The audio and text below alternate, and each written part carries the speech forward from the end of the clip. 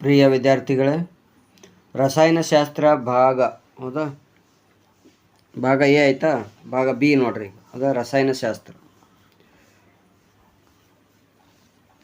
ಅಂದರೆ ಕರ್ನಾಟಕ ಪ್ರೌಢ ಶಿಕ್ಷಣ ಪರೀಕ್ಷಾ ಮಂಡಳಿಯಿಂದ ಅಧ್ಯಾಯವಾರು ಅಂಕ ಹಂಚಿಕೆ ಬದಲಾಗಿ ಮುಖ್ಯಾಂಶ ಆಧಾರಿತ ಅಂಕ ಹಂಚಿಕೆ ವಿಧಾನವನ್ನು ಅನುಸರಿಸುತ್ತಿದೆ. ಅದರಂತೆ ಅಂಕ ಹಂಚಿಕೆಯು ಈ ಕೆಳಗಿನಂತೆ ಇದೆ. ಹೌದಾ, ಮುಖ್ಯಾಂಶಗಳು ನೋಡ್ರಿ, ನಿತ್ಯ ಜೀವನದಲ್ಲಿ ಪದಾರ್ಥಗಳು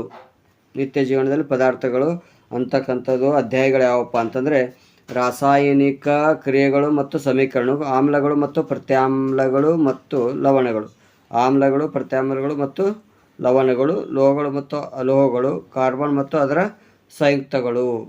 ಒಟ್ಟು ಅಂಕಗಳು ಎಷ್ಟಪ್ಪ ಅಂತಂದರೆ 25 ಚಿತ್ರಗಳು 6 ಮಾರ್ಕ್ಸಿಂದ ಬರ್ತಿದ್ರ.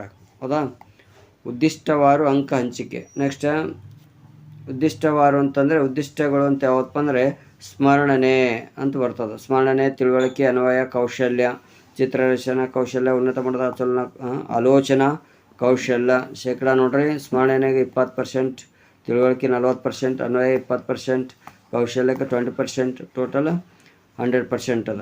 ಹೌದಾ, ಅಂಕಗಳು ನೋಡ್ರಿ 20%, 5ರಿಂದ 6 ಅಂಕಗಳು, 10ರಿಂದ 11, 5ರಿಂದ 6 ಅಂಕಗಳು, 5ರಿಂದ ಅಥವಾ 6 ಅಂಕಗಳು, 20ರಿಂದ 25ರಿಂದ 27 ಅಂಕಗಳು. ಅಧ್ಯಾಯ 1 ನೋಡ್ರಿ,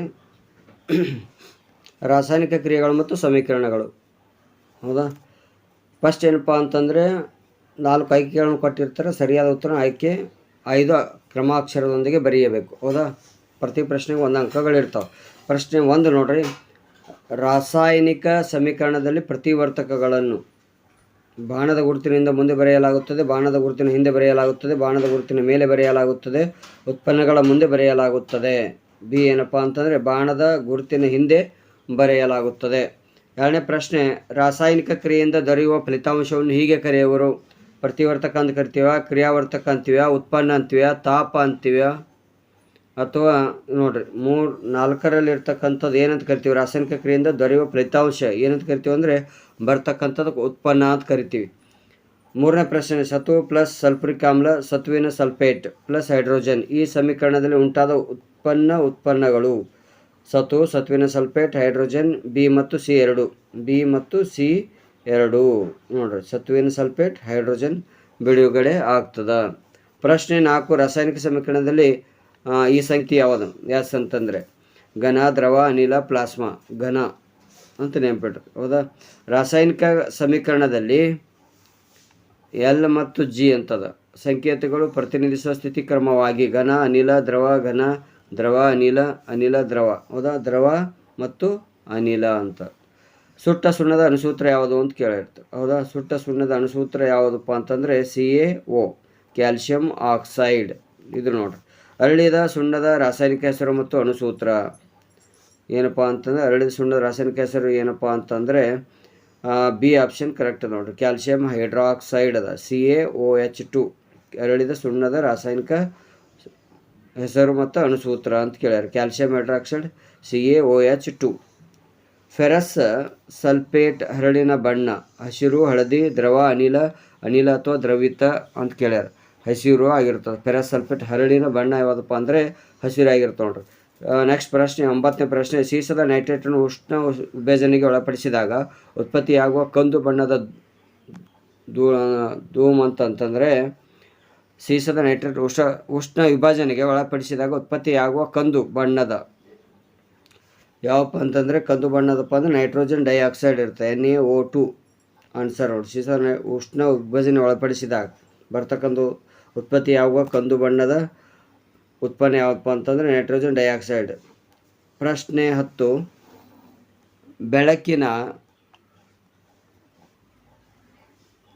ಸೂರ್ಯನ ಬೆಳಕಿನ ಸಹಾಯದಿಂದ ನಡೆಯುವ ರಾಸಾಯನಿಕ ಕ್ರಿಯೆ ಯಾವುದಪ್ಪ ಅಂತಂದರೆ ಎ ಮತ್ತು ಬಿ ಎರಡು ನಡೀತಾ ಉಂಟು.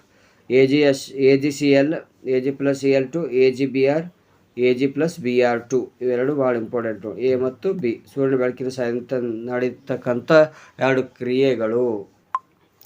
1 ಅಂಕದಗಳು. ಪ್ರಶ್ನೆ 11 ನೋಡ್ರಿ, ರಾಸಾಯನಿಕ ಸಂಯೋಗ ಎಂದರೇನು?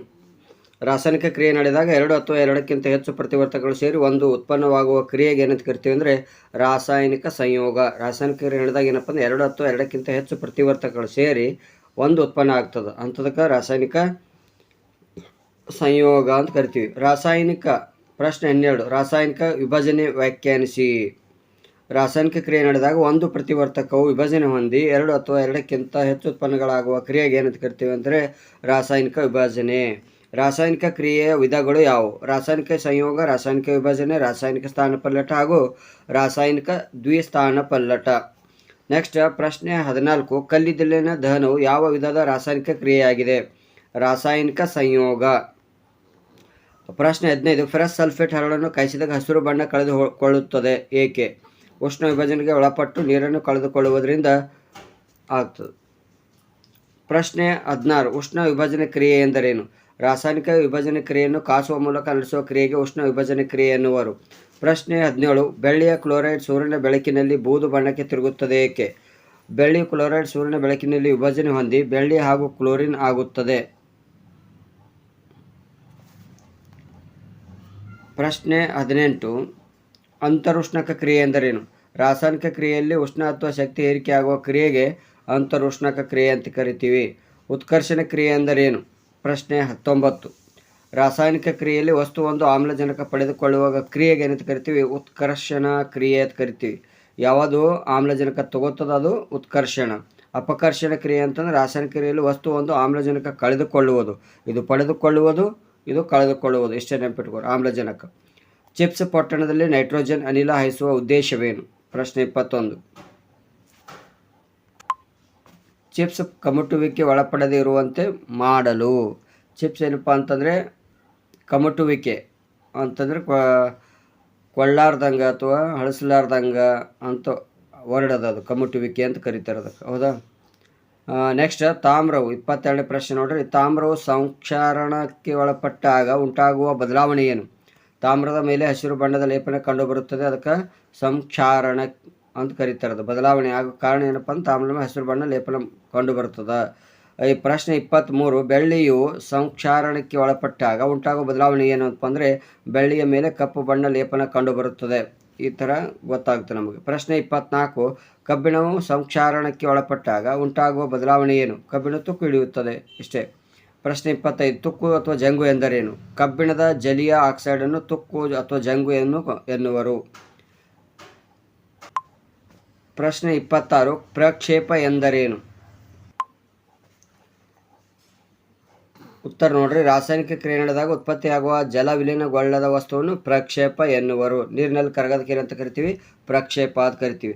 2 ಅಂಕದ ಪ್ರಶ್ನೆಗಳು ನೋಡ್ರಿ. ಪ್ರಶ್ನೆ 27 ರಾಸಾಯನಿಕ ಸಂಯೋಗ ಮತ್ತು ರಾಸಾಯನಿಕ ವಿಭಜನೆ ನಡುವಿನ ವ್ಯತ್ಯಾಸ ಬರೆಯಿರಿ. ಯಾವುದಾದ್ರೂ 2 ಅಂಶಗಳು ಅಂದರೆ ರಾಸಾಯನಿಕ ಸಂಯೋಗ, ರಾಸಾಯನಿಕ ವಿಭಜನೆ.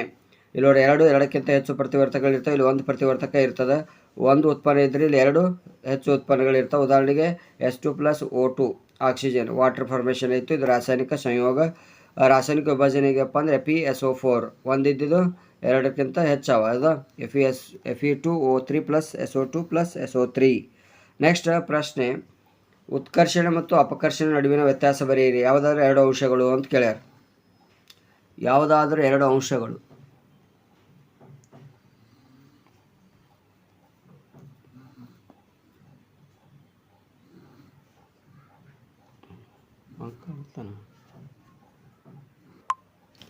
ಪ್ರಶ್ನೆ ನೋಡ್ರಿ. ಉತ್ಕರ್ಷಣ ಅಪಕರ್ಷಣ ನಡುವಿನ ವ್ಯತ್ಯಾಸ ಬರೀ ಯಾವುದೋ 2 ಅಂದರೆ ಉತ್ಕರ್ಷಣ ಅಂದ್ರೇನು, ಅಪಕರ್ಷಣ ಅಂದ್ರೇನು? ಆಮ್ಲಜನಕ ಪಡೆದುಕೊಳ್ಳುವ ಕ್ರಿಯೆ, ಆಮ್ಲಜನಕ ಕಳೆದುಕೊಳ್ಳುವ ಕ್ರಿಯೆ. ಇದು ಇಲೆಕ್ಟ್ರಾನ್ ಪಡೆದುಕೊಳ್ಳುವ ಕ್ರಿಯೆ, ಇಲೆಕ್ಟ್ರಾನ್ ಕಳೆದುಕೊಳ್ಳುವ ಕ್ರಿಯೆ. ಹೈಡ್ರೋಜನ್ ಕಳೆದುಕೊಳ್ಳುವ ಕ್ರಿಯೆ, ಹೈಡ್ರೋಜನ್ ಪಡೆದುಕೊಳ್ಳುವ ಕ್ರಿಯೆ. C+O2 CO2 ಅಥವಾ ಉತ್ಕರ್ಷಣ. ಹೌದಾ? ಆಕ್ಸಿಜನ್ ತೊಗೊಳ್ರಿ. ಹೌದಾ? ಇಲ್ಲಿ ಏನಪ್ಪ ಅಂತಂದರೆ ಅಪಕರ್ಷಣ ಅಂದರೆ ಈಗ Cu+O ಅದ. ಇಲ್ಲಿ ಇದ್ರ ಸಂಗಟಿದ್ದು ಏನಂತ ಹೈಡ್ರೋಜನ್. ಈಗ ನೋಡ್ರಿ ಹೈಡ್ರೋಜನ್ ಸಂಗಟ ಕಲಿತದೆ. ಇದು ಕಾಪರ್ ಸಂಗಟಿದ್ದೇನಾಯಿತು ಆಕ್ಸಿಜನ್ ಕಳ್ಕೊತಿಲ್ಲಿ, ಅದಕ್ಕಾಗಿ ಇದು ಅಪಕರ್ಷಣ ಅಂತ ಕರಿತೀವಿ. ರೆಡಾಕ್ಸ್ ಕ್ರಿಯೆ ಎಂದರೇನು? ಒಂದು ಉದಾಹರಣೆ ಕೊಡ್ರಿ. ಅಂದರೆ ಒಂದು ಪ್ರತಿವರ್ತಕವು ಉತ್ಕರ್ಷಣಗೊಂಡು ಮತ್ತೊಂದು ಪ್ರತಿವರ್ತಕವು ಅಪಕರ್ಷಣಗೊಳ್ಳುವ ಕ್ರಿಯೆಗೆ ರೆಡಾಕ್ಸ್ ಅಂತ ಕರಿತೀವಿ. ಒಂದು ಪ್ರತಿವರ್ತಕ ಉತ್ಕರ್ಷಣಗೊಂಡು ಮತ್ತೊಂದು ಏನು ಮಾಡ್ತವೆ ಅಪಕರ್ಷಣಗೊಳ್ತದೆ. ಇಲ್ಲಿ ನೋಡ್ರಿ ಕಾಪರ್ ಆಕ್ಸೈಡ್ ಪ್ಲಸ್ ಹೈಡ್ರೋಜನ್. ಇಲ್ಲಿ ಕಾಪರ್ ಪ್ಲಸ್ ನೋಡ್ರಿ ಇದ್ರ ಸಂಗಟ ಕಳ್ಕೊತಿಲ್ಲ ಆಕ್ಸಿಜನ್. ಇಲ್ಲಿ ಏನಪ್ಪ ಅಂದರೆ ZNO ಅದ, C ಅದ. ಇಲ್ಲಿ ZNO ಹೋಗ್ತದ, ಇಲ್ಲಿ CO ಇದು ಪಡ್ಕೋತದ. ಎರಡು ಉತ್ಕರ್ಷಣ ಆಗ್ತದ, ಅಪಕರ್ಷಣಗೊಳ್ಳುವ ಕ್ರಿಯೆ ಎರಡೂ ಆಗ್ತಾವೆ. ಸಂಕ್ಷಾರಣ ಮತ್ತು ಕಮಟುವಿಕೆ ಎಂದರೇನು? ಪ್ರಶ್ನೆ, ಸಂಕ್ಷಾರಣ ಮತ್ತು ಕಮಟುವಿಕೆ ಎಂದರೇನು? ಲೋಹಗಳು ಮತ್ತು ತಮ್ಮ ಸುತ್ತಲಿನ ತೇವಾಂಶ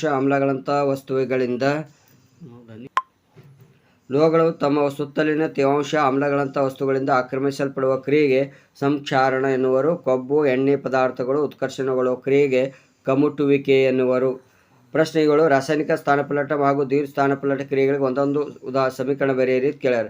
ಸ್ಥಾನಪಲ್ಲಟ FeCuSO4 ಪ್ಲಸ್ ನೋಡಿ ಏರೋ ಮಾರ್ಕ್ ಹಾಕಿ FeSO4 ಪ್ಲಸ್ Cu ಸಪ್ರೇಟ್ ಆಗ್ತದೆ, ಕಾಪರ್ ಸಪ್ರೇಟ್ ಆಗಿಬಿಡ್ತದೆ. ಇದು ಸ್ಥಾನಪಲ್ಲಟ ಆಯಿತು. ಇಲ್ಲಿ ಜಾಗ ಬಿಡ್ತು ಅಂದರೆ ಸ್ಥಾನಪಲ್ಲಟ ಆಗೋದು, FeSO4 ಆಗಿಬಿಡ್ತದೆ. ದ್ವಿತೀಯ ಸ್ಥಾನಪಲ್ಲಟ ಅಂದರೆ ಇದ್ರಾಗೆ ಎರಡು ಎಕ್ಸ್ಚೇಂಜ್ ಮಾಡ್ತಕ್ಕಂಥದ್ದು. Na ಏನಪ್ಪ ಅಂತಂದರೆ Cl ಸಂಗಟ್ ಕೂಡ್ಕೋತದ, SO ಏನು ಮಾಡ್ತದೆ ನೋಡ್ರಿ ಇಲ್ಲಿ NaB, ಇದು ಯಾವುದಪ್ಪ ಅಂದ್ರೆ ಇವೆರಡು ಕಳ್ಕೊತೀವಿ, ಇದು NaCl ಈ ಥರ ಫಾರ್ಮೇಷನ್ ಅಂದರೆ ಇಲ್ಲೇ ಎಕ್ಸ್ಚೇಂಜ್ ಎರಡು ಸ್ಥಾನಗಳ ಬದಲಾವಣೆ ಮಾಡ್ಕೋತದೆ, ಅದಕ್ಕೆ ದ್ವಿತೀಯ ಸ್ಥಾನಪಲ್ಲಟ ಅಂತೀವಿ. ನೆಕ್ಸ್ಟ್ ಪ್ರಶ್ನೆ ನೋಡ್ರಿ, ಅಂತರುಷ್ಣಕ ಕ್ರಿಯೆ ಹಾಗೂ ಬಹಿರುಷ್ಣಕ ಕ್ರಿಯೆಗಳ ನಡುವಿನ ವ್ಯತ್ಯಾಸ ಬರೆಯಿರಿ. ಅಂತರುಷ್ಣಕ ಅಂತಂದರೆ ಉಷ್ಣ ಶಕ್ತಿ ಪಡೆದುಕೊಳ್ಳುವ ಕ್ರಿಯೆ, ಉಷ್ಣ ಶಕ್ತಿ ಕಳೆದುಕೊಳ್ಳುವ ಕ್ರಿಯೆ ಇದು. ಉದಾಹರಣೆಗೆ AgCl, Ag plus Cl2, CH4 oxygen, CO2 plus 2H2O. Okay. Next, ನೀರಿನ ವಿದ್ಯುತ್ ವಿಭಜನೆ ಅಂದವಾದ ಚಿತ್ರ ಬರೆದು ಭಾಗಗಳನ್ನು ಗುರುತಿಸಿ. ಈ ಚಿತ್ರ ಭಾಳ ಇಂಪಾರ್ಟೆಂಟ್, ಭಾಳ ಸರಿ ರಿಪೀಟೆಡ್ ಆಗಿದ್ದು, ಹೌದಾ? ಈ ಚಿತ್ರವಂತ ಪ್ರಾಕ್ಟೀಸ್ ಮಾಡಿರಿ. ಓಕೆ. ವಿಡಿಯೋ ನೋಡಿದ ಎಲ್ಲರಿಗೂ ಮತ್ತೊಮ್ಮೆ ಧನ್ಯವಾದಗಳು. ಮುಂದಿನ ವಿಡಿಯೋದಲ್ಲಿ ಅಧ್ಯಾಯ ಆಮ್ಲಗಳು ಮತ್ತು ಪ್ರತ್ಯಾಮ್ಲಗಳು ಮತ್ತು ಲವಣಗಳ ಬಗ್ಗೆ ನೋಡೋಣ ಅಂತ ಹೇಳ್ತಾ ಇಲ್ಲಿಗೆ ವಿಡಿಯೋ ಮುಗಿಸ್ತಾ ಇದ್ದೀನಿ. Thank you.